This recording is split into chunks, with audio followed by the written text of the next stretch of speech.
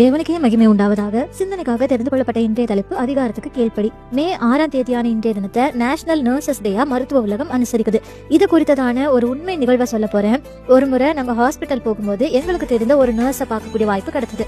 எங்க கூட ரொம்ப நேரம் பேசிட்டு இருந்த அவங்களை பார்த்து வரப்போற டாக்டர்ஸ், நர்சஸ், ஸ்டாஃப்ஸ் எல்லாரும் கங்க்ராட்ஸ், நல்ல வேலை செஞ்சீங்கன்னு பாராட்டவே கியூரியாசிட்டி தாங்காம என்ன செஞ்சீங்கன்னு கேட்டேன்.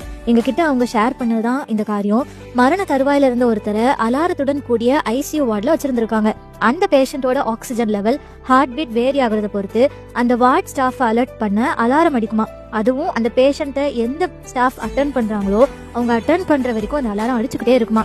ஐசியூ வார்ட் ஸ்டாஃப் அலாரம் அடிச்சும் அலட்சியமா இருந்ததால எனக்கு தெரிஞ்ச இந்த நபர் ஓடோடி போய் அவங்கள ஹார்ட் அட்டாக்ல இருந்து ஃபர்ஸ்ட் எய்ட் பண்ணி காப்பாத்திருக்காங்க.